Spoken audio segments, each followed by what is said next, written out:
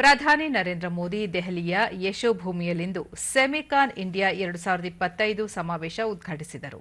ಈ ಸಂದರ್ಭದಲ್ಲಿ ಪ್ರಧಾನಿ ಭಾರತದಲ್ಲೇ ಮೊಟ್ಟಮೊದಲ ಬಾರಿಗೆ ತಯಾರಿಸಲಾದ ಸೆಮಿಕಂಡಕ್ಟರ್ ಚಿಪ್ ಅನ್ನು ವಿದ್ಯುನ್ಮಾನ ಮತ್ತು ಮಾಹಿತಿ ತಂತ್ರಜ್ಞಾನ ಸಚಿವ ಅಶ್ವಿನಿ ವೈಷ್ಣವ್ ಅವರಿಂದ ಸ್ವೀಕರಿಸಿದರು.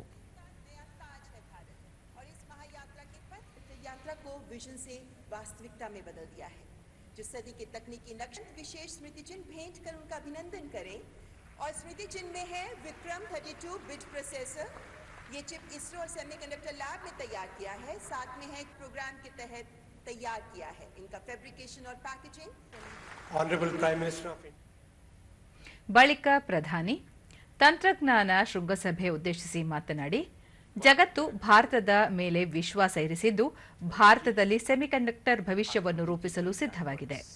ಜಗತ್ತಿನ ಹಲವು ದೇಶಗಳು ನಾನಾ ರೀತಿಯ ಸವಾಲುಗಳನ್ನು ಎದುರಿಸುತ್ತಿದ್ದಾಗ ಭಾರತ ಶೇಕಡಾ 7.8ರಷ್ಟು ಜಿಡಿಪಿ ಬೆಳವಣಿಗೆಯನ್ನು ದಾಖಲಿಸಿ ಎಲ್ಲ ನಿರೀಕ್ಷೆಗಳನ್ನು ಮೀರಿಸಿದೆ.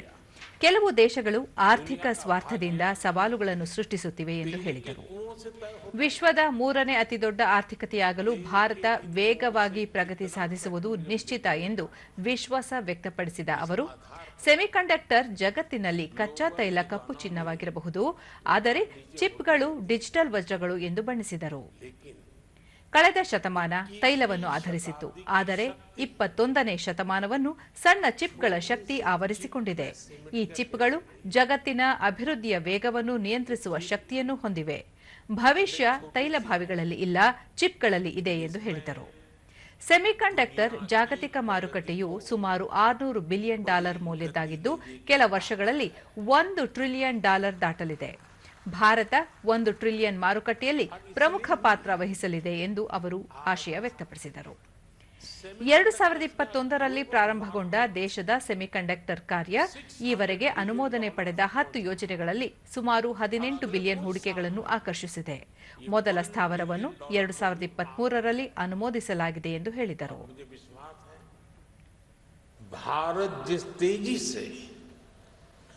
सेमीकंडक्टर सेक्टर में आगे बढ़ रहा है.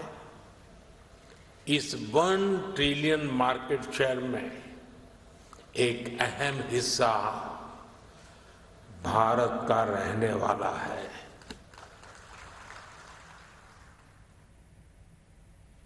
ಇದಕ್ಕೂ ಮುನ್ನ ಮಾತನಾಡಿದ ಸಚಿವ ಅಶ್ವಿನಿ ವೈಷ್ಣವ್, ಕೆಲವೇ ವರ್ಷಗಳ ಹಿಂದೆ ಪ್ರಧಾನಿಯವರ ದೂರದೃಷ್ಟಿಯಿಂದಾಗಿ ಮೊದಲ ಬಾರಿಗೆ ಸೆಮಿಕಂಡಕ್ಟರ್ ಮಿಷನ್ ಅನ್ನು ಆರಂಭಿಸಲಾಯಿತು.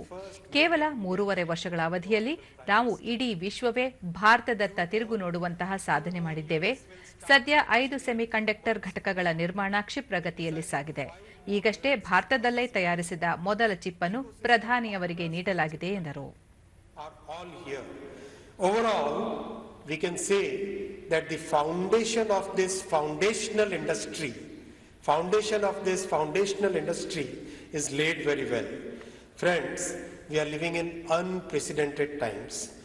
Global policy turmoil has created huge uncertainty. In these turbulent times, India stands as a lighthouse of stability and growth.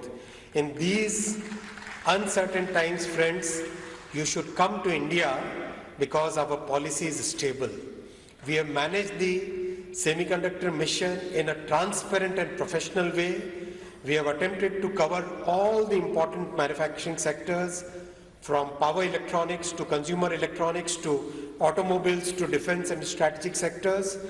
Our decisions are backed by rigorous analysis done by professionals from the semiconductor industry. ಸಮಾವೇಶದಲ್ಲಿ 48ಕ್ಕೂ ಅಧಿಕ ರಾಷ್ಟ್ರಗಳ 2,500 ಪ್ರತಿನಿಧಿಗಳು ಸೇರಿದಂತೆ 20,000ಕ್ಕೂ ಅಧಿಕ ಮಂದಿ ಭಾಗವಹಿಸಿದ್ದಾರೆ. Semiconductor ಉದ್ಯಮದ ಹಲವು ಪ್ರಮುಖ ಕಂಪನಿಗಳ ಮುಖ್ಯ ಕಾರ್ಯನಿರ್ವಹಣಾಧಿಕಾರಿಗಳು ತಮ್ಮ ಅನಿಸಿಕೆಗಳನ್ನು ಹಂಚಿಕೊಂಡರು.